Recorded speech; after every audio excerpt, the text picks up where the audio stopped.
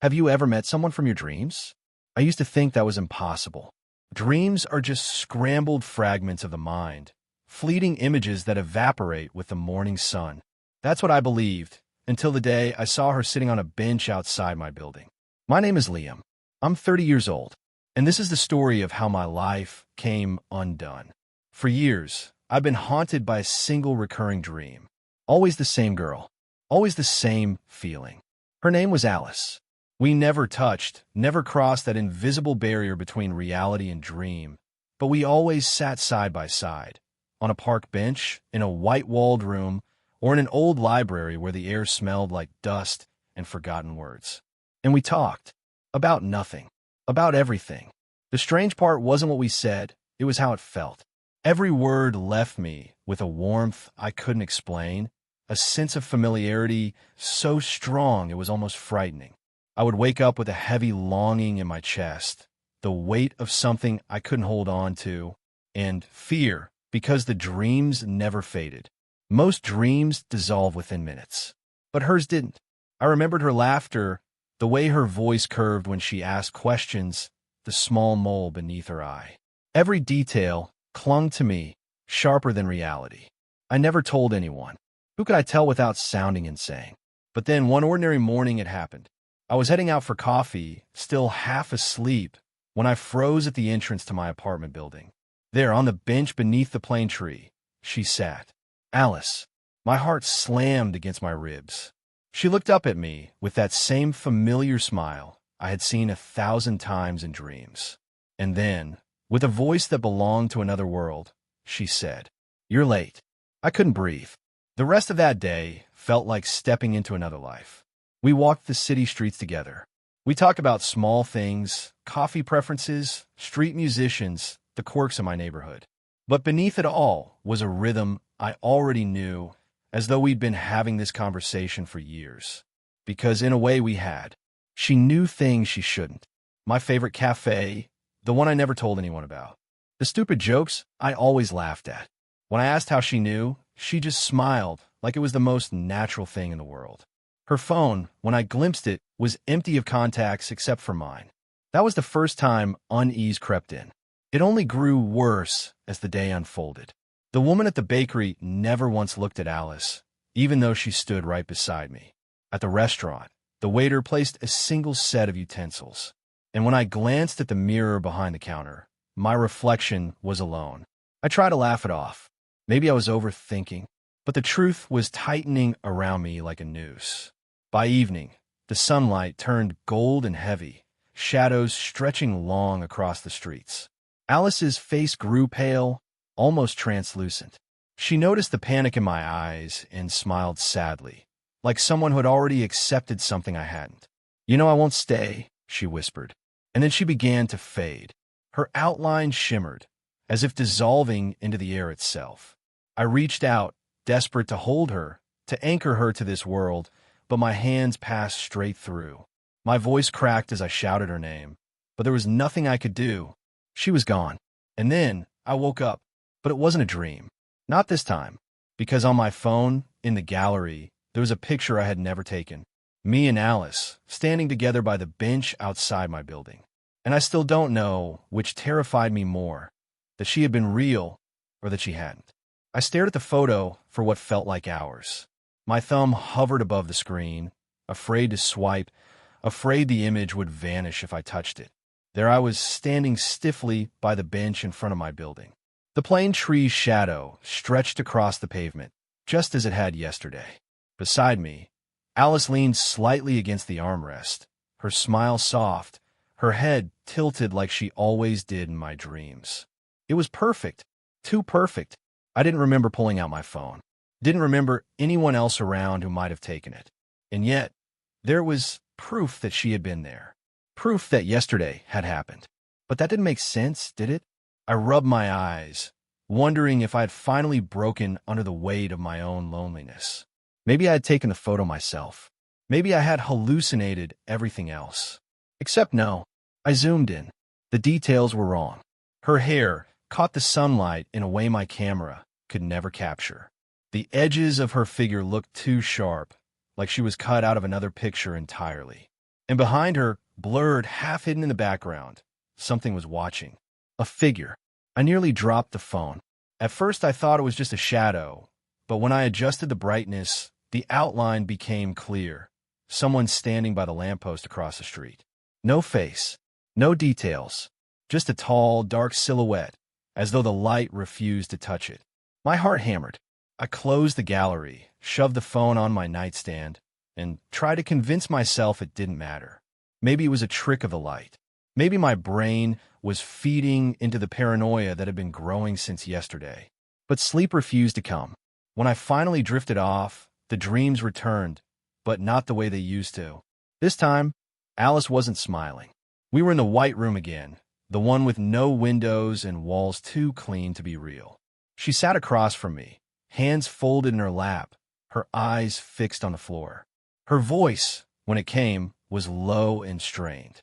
"They're watching," she whispered. I felt the chill spread through my bones. "Who?" I asked. She lifted her gaze, and for the first time in all those years of dreams, she looked afraid. "You don't want to know." The room flickered like a dying light bulb. The floor beneath me seemed to ripple. I reached out for her, desperate to hold on to something solid, but the moment my fingers brushed the air between us, she vanished. I woke with a gasp, drenched in sweat. My phone buzzed on the nightstand. A notification. One new photo saved. With trembling hands, I unlocked the screen. Another picture. Me, asleep in my bed, taken from the corner of the room. The photo froze my blood. There I was tangled in my sheets, mouth slightly open, the faint blue light of the city spilling through my curtains. The picture had been taken from the far corner of my bedroom, an angle I never could have captured myself. My first instinct was to search the room. I threw the blankets aside, heart slamming against my ribs, and switched on the light. Nothing. Just my bookshelf, the worn desk by the window, the closet door cracked slightly open. I couldn't bring myself to check the closet. Instead, I checked the locks. Twice. 3 times. My apartment was sealed. No signs of forced entry. The thought of someone standing there in the dark, holding a camera, waiting for me to sleep, it made my stomach twist. But the thought that it wasn't someone, that it was something else, was worse. I sat awake until dawn, too afraid to close my eyes. By morning, exhaustion dragged at me, but I forced myself out the door. Normality. Routine. That's what I needed. But the city didn't feel normal anymore. On the subway, I caught sight of a man in a black coat. He stood at the far end of the car, facing me. He never moved, never swayed with the train, never looked away. When I changed lines, he was already there, waiting on the platform. When I ducked into a cafe to escape, the reflection in the glass caught him standing across the street. No features, just a shape, tall and still, like the figure in the background of the photo. I told myself I was imagining it. My mind was unraveling, that was all. But the barista gave me a strange look when she handed me my cup. "Are you okay? You keep looking over your shoulder." I wanted to tell her, to explain everything. But what would I even say? Instead, I muttered something about not sleeping well and left. By evening, the paranoia was unbearable. I locked myself in the apartment, shut the curtains, and tried to distract myself with music, with television, with anything. But the silence between the sounds seemed to hum, alive with a presence I couldn't name. That night, Alice came again. We were back in the library, the one from my dreams, with dust on every surface and books older than time. She stood close this time, her hand hovering near mine though it never touched. "They know you've seen me," she said quietly. My throat tightened. "Who?" "That shadow. That man." Her eyes darted toward the end of the aisle. For a moment, I thought I saw it too, a figure standing between the shelves, watching us unmoving. "You shouldn't have followed me here," Alice whispered. "You were never meant to remember." Her voice cracked, and I could feel the weight of her fear pressing against me. The figure stepped closer, books sliding from the shelves without being touched. The air grew heavy, sharp, as if the room itself was holding its breath. Alice grabbed my wrist for the first time in any dream. Her skin was ice cold. "Wake up, Liam. Please, wake up." I did, but the cold remained on my skin. And in the darkness of my bedroom, I wasn't alone. In the corner, where the first photo had been taken, a shadow stood watching. I didn't breathe. I couldn't. The shadow in the corner of my room didn't move, but I felt its gaze heavy on me. The air was thick, as though the space itself resisted my lungs. My hand fumbled for the lamp, knocking over a glass of water in the process. Light flooded the room, and it was gone. Just empty walls. Just the silence of an early morning that hadn't yet broken. But I knew what I'd seen. My phone buzzed on the nightstand. Another notification. Another photo saved. I couldn't bring myself to open it. My hand shook too hard. Instead, I shoved the phone into the drawer and left the apartment. It was 4:12 a.m. The city streets were deserted, wet from a midnight rain. Streetlights flickered as if in warning. I walked for hours without direction, letting my feet carry me. All I knew was that I couldn't go back. Not yet. By sunrise, I found myself in front of the old library. The real one. The same one that had appeared in my dreams. I hadn't been here in years, but somehow I knew I was meant to be. Inside, the building smelled of mildew and old wood. The silence was suffocating. I wandered the aisles, every step echoing too loudly, until I reached the back corner. The exact place where Alice and I had sat countless times in dreams. And there it was, a book, lying open on the table, though no one else was there. Its pages yellowed, edges curling. The words inside were written in a language I didn't recognize, but as I stared, my eyes adjusted, and I began to understand. They called it the veil, a barrier between worlds. Dreams, memories, and death all converge there. And sometimes, if the veil weakened, people could cross. Not fully, just shadows of themselves. Just fragments. Alice. I turned the page with trembling fingers. There was an illustration. Two figures sitting together, one fading at the edges, the other clutching at them helplessly. Beneath it a line. When the dream lingers, the watchers come. My chest tightened. The air shifted colder now. I felt it before I saw it. A presence standing at the far end of the aisle. Slowly, I lifted my head. The watcher. Tall, faceless, its form blurred like smoke. It didn't move, but the books around it began to shudder, their spines rattling against each other. And then, my phone buzzed again. Against every instinct, I pulled it out. A new photo. Alice. She was sitting on the bench outside my apartment, staring straight into the camera. Her lips parted in a single word. I didn't hear it. I read it. Run. The library lights flickered. The watcher stepped closer. I dropped the phone and bolted, the sound of books crashing to the floor chasing me out into the daylight. And for the first time, I wasn't sure if Alice was trying to save me or warn me away from her. I didn't go home, not after what I saw in the library. Instead, I wandered aimlessly through the city until my legs ached. Every window reflection, every passing bus, every stretch of glass I glimpsed seemed to hold something that didn't belong. Sometimes I thought I saw her. Sometimes I thought I saw them. By nightfall, exhaustion forced me back to my apartment. The phone still lay on the floor where I had dropped it that morning. Its screen was cracked, but the photo remained. Alice on the bench, lips frozen in that silent word. Run. I couldn't bring myself to delete it. That night, she came again. Not in the White Room. Not in the library. This time, it was a place I didn't recognize. A narrow bridge suspended over endless dark water. Wind roared on both sides, yet her hair didn't move. She stood at the center, waiting. Her face was pale, her eyes carrying something I'd never seen before in all my dreams with her, guilt. You shouldn't be here, she said softly. I don't understand, I said. What are you? What are they? Alice lowered her gaze. I wasn't supposed to cross. The veil keeps us apart for a reason. When I found you in the dreams, I should have let go. But she looked at me then, and her voice broke. I didn't want to. Her words sank into me like lead. You're saying you're dead? I asked, though part of me already knew the answer. She gave the faintest nod. Not completely. Not yet. I'm caught between. And the more you see me, the more the watchers notice. They guard the veil. I swallowed hard. The shadow in my room. The library. They're real. They're older than death, she whispered. They make sure the living and the lost never stay together. The wind howled, carrying her words away. My chest tightened, not from fear this time, but from something else, something heavier. All this time, I said, Every dream, it was real. Her hand hovered close to mine, trembling. Real enough that I can't let go of you. For a moment, everything else fell away. The watchers, the fear, the impossible truth of her being there. It was just us suspended on that impossible bridge between life and death. But then her face twisted and her voice dropped to a whisper. They know your name now. The bridge beneath us began to shake. The water below boiled as shadows rose, faceless figures climbing out of the dark. Their movements were jagged, wrong, like broken marionettes. Alice gripped my wrist again, colder than ice. Wake up, Liam, before they reach you. I jolted upright in my bed, gasping, my heart battering against my ribs. The room was quiet, too quiet, and then my phone lit up on its own, the cracked screen glowing faintly. A new photo. Not Alice.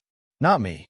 Just a single word, written across the wall of my bedroom in dripping black strokes. Liam. The word on the photo made my stomach drop. My name, scrawled in black across the wall of my bedroom. But when I looked up at the real wall, nothing. Clean plaster. No mark at all. Still, I couldn't shake the certainty that the watchers had left me a message. They didn't just see me now. They had me. For the next 2 days, I barely slept. Coffee and adrenaline kept me moving, but reality blurred at the edges. I caught sight of the tall shadow in alleyways, reflected in windows, always just far enough that I couldn't confront it. And Alice, she didn't come. Not in my dreams, not in photos. The silence where she used to be was worse than the fear. It was like she'd been erased, piece by piece. By the third night, exhaustion won. When the dream took me, it wasn't the library. It wasn't the bridge. It was a place darker than both. A room made of nothing but shadows. Walls without shape, corners that stretched forever. And in the middle, Alice. She was on her knees, her hair tangled around her face, her shoulders shaking as if she'd been crying. Alice, I whispered, rushing to her. What's happening? Where are we? She flinched as if my voice hurt her. When she looked up, her eyes weren't the warm, familiar ones I knew. They were hollow, black, filled with something vast and empty. You shouldn't have followed me this far, she said, her voice echoing like it didn't belong to her. I froze. What do you mean? Her lips trembled, as though she was fighting the words. Every time you see me, every time you hold on, the watchers feed, you're giving them more of yourself. My throat tightened. I don't care. I'm not leaving you. Her face crumpled with something like despair. That's what they want, Liam. For you to stay here. For you to forget where you came from. The shadows around us began to move. Not fluidly, but in jolts, as though something enormous was forcing its way closer. A low hum vibrated through the air, rattling my bones. Alice reached out, pressing her freezing hand to my chest. Her touch burned with cold. They won't stop until you belong to them. You have to let me go. The words tore through me like knives. Let her go. After years of dreams, after finding her in the waking world, after feeling more alive with her than with anyone else, I shook my head, tears stinging. No, I can't. Her expression softened, a flicker of the Alice I knew shining through. Then you'll pay the cost. The shadow behind her surged forward, swallowing her whole. She screamed, not in pain, but in warning. I woke up thrashing in my bed, gasping for air. On the nightstand, my phone lit up with another notification. My hands trembled as I opened it. A photo. This time it wasn't Alice. It was me, standing at the foot of my own bed, staring down at myself with eyes black as ink. I couldn't move. The photo glared up at me from the cracked screen, and all I could see was my own face, only it wasn't mine. The eyes were pits of black, bottomless voids. My reflection twisted, corrupted. I dropped the phone, but the image burned behind my eyelids. Then, something shifted in the room, a scrape of movement against the floorboards. My breath caught. Slowly, painfully, I raised my eyes. At the foot of the bed, in the dim glow leaking through the curtains, it stood. Me. The same posture, the same hair falling untidily across the forehead, the same scar above the brow I'd gotten as a kid. But the eyes, those weren't human. Two vast pools of nothing, swallowing the light. Get out. I croaked, though my voice shook. It tilted its head, just as I had done countless times. And then it smiled. A grotesque imitation of my own smile, stretched too wide. I scrambled for the lamp. When the light flicked on, the thing didn't vanish. It stood there in full brightness, shadowless, unreal, and yet terrifyingly real. And then it spoke, in my voice. "You're already here." My chest tightened. "What?" It took a step closer. The floor creaked beneath its weight. "You've been crossing the veil for years. Piece by piece. Every dream, every night with her. You think you're waking up, Liam, but you're not. You've been leaving more of yourself behind." "No," I whispered, shaking my head. "That's not true." Its grin widened. "Look at you. Do you even remember what day it is? How many days since you first saw her on the bench?" I opened my mouth, but nothing came. My mind spun, blank where memories should be. The truth slammed into me with sickening clarity. I couldn't remember. "You don't belong to your world anymore," the thing said. "Not fully. You belong to ours." The lamp beside me flickered, sputtering out. Darkness swallowed the room, leaving only those two bottomless eyes. And then, a hand grabbed mine. Cold. Familiar. "Alice. Run," she hissed into my ear. The room shattered like glass, fragments of light scattering into the void. Suddenly, I was back in the white room, the one where it had all begun. Alice clutched my wrist tightly, her face pale with terror. "They've taken your shape," she said. "It means you don't have long." Her voice broke. "Liam, you have to decide. Stay here with me, or wake up before you can anymore." My throat burned. My chest heaved. The choice I'd dreaded since the first time I saw her was finally before me. Stay with Alice, or survive without her. And as the silence pressed in, I realized maybe I didn't want to survive without her at all. The white room pulsed like it was alive. Walls throbbed faintly, bending in and out with each of my breaths. Alice's hand was ice in mine, trembling, desperate. Her eyes searched me as though the answer was already written on my face. "Liam, please. You can't stay." I wanted to tell her she was wrong, that I could, that I'd rather burn in this empty place with her than wake up to a world without her laughter, without the conversations that felt more real than anything else in my life. But the truth clawed at me. The photos, the shadow in my room, the thing that wore my face. The watchers weren't just observing anymore. They were pulling me in, tearing me out of myself piece by piece. If I stayed, it wouldn't be me and Alice. It would be me erased. And her, trapped. "I can't lose you again," I said, voice raw. "You won't." Her grip tightened painfully. "Not if you let go. That's the only way I can still reach you. If you keep holding on, they'll take both of us." The walls shivered. The air grew thick with whispers, words I couldn't quite make out. A hum vibrated deep in my chest. The watchers were near. I shook my head. There has to be another way. Alice's eyes filled with something that broke me more than fear ever could: resignation. "There isn't." The first shadow seeped into the room. It slid down the wall like black ink, stretching, shaping itself into something vaguely human but wrong at every angle. The lights overhead flickered, and more shadows bled in from the corners. Alice turned to them, her voice fierce. "Not yet." The shadows paused, as if obeying her, but only for a heartbeat. Then they surged forward. Alice shoved me back. "Wake up." "I won't," I screamed, my nails digging in her arm. "I'm not leaving you here." Her lips quivered. For an instant, she smiled, that same small, perfect smile from the park bench. "You already did, Liam. Long ago." Before I could answer, the watcher struck. The white walls split open, spilling black across the floor like floodwater. The shadows surged between us, tearing her from my grip. Her scream echoed like breaking glass, her body dissolving into fragments of light. I tried to reach her, but the watchers swarmed, their eyeless faces inches from mine. The cold of them pressed into me, through me. And then I woke up, gasping, drenched in sweat. Back in my bed, my phone buzzing on the nightstand. Another photo. Alice. But not in the dream. Not on the bench. This time, she was in my apartment, sitting on the floor by the closet, her eyes hollow, her body blurred at the edges. Beneath it, text I hadn't written.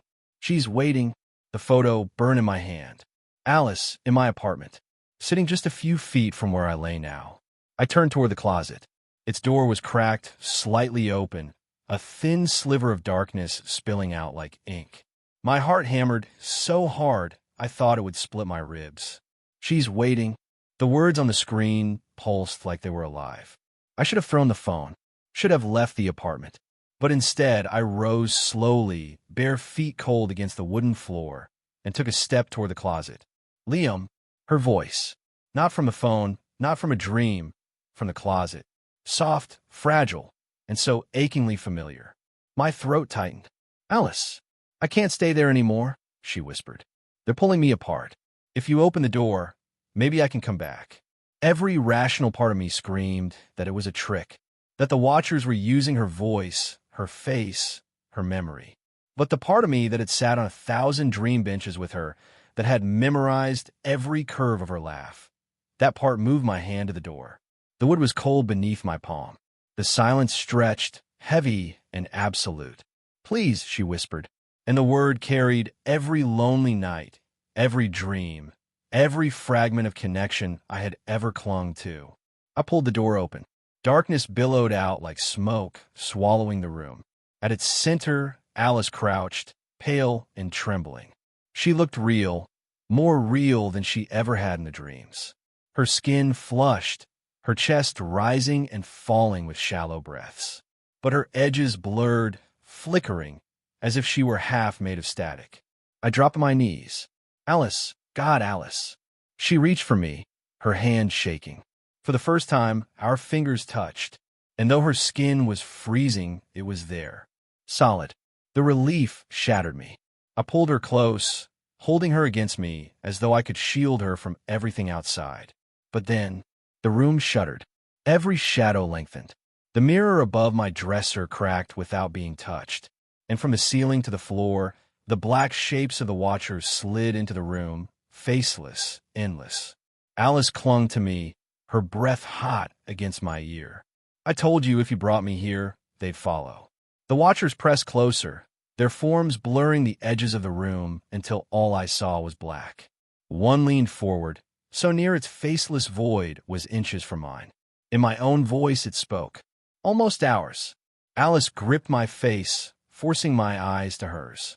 Her expression was fierce, desperate. Liam, listen to me. This is the last time you'll ever hear me say it. Wake up. If you don't, if you stay with me, they'll take both of us. Forever. I shook my head, tears burning. I can't let you go. Her lips touched mine for the briefest heartbeat. Cold, fragile, real. And then she whispered against me, you have to. The watchers lunged. The world split apart, and I fell into nothing. I woke to silence. Not the ordinary hush of my apartment, but a silence so heavy it pressed against my skull. The kind that swallows breath and thought alike. The watchers were gone. The darkness had receded, and I was back in bed, staring at the ceiling, my body trembling. I rolled onto my side. The closet door stood wide open. Inside, nothing but coats and a stack of boxes. No trace of Alice. For the first time since this all began, I cried, not in fear, but in grief so sharp it hollowed me out. Because I knew. I had lost her. Hours, or maybe days, bled together. I couldn't tell. Sleep no longer brought her. Dreams were empty now, black voids where benches and conversations once bloomed. The watchers had retreated, but they had taken her with them. Still, part of me hoped. That hope twisted into dread the next night, when I found a new photo on my phone. It wasn't Alice this time. It was me, asleep in my own bed. And just behind me, half hidden in the shadow of the open closet, Alice sat. Her face hollow, her eyes endless. Watching. Beneath the photo, words etched themselves slowly, letter by letter, like something was typing them from the dark. Not gone. Never gone. She's waiting. I dropped the phone, stared at the closet, and for a long time, I thought I saw her there. A flicker of white dress, the glimmer of eyes that once held the sun. But I didn't move, because I finally understood. The veil doesn't let go. Not of her. Not of me. Not of anyone who dares to look too long into it. And every night since, I've slept with the door closed. But sometimes, when the silence grows too deep, I hear her whisper, "Liam, wake up.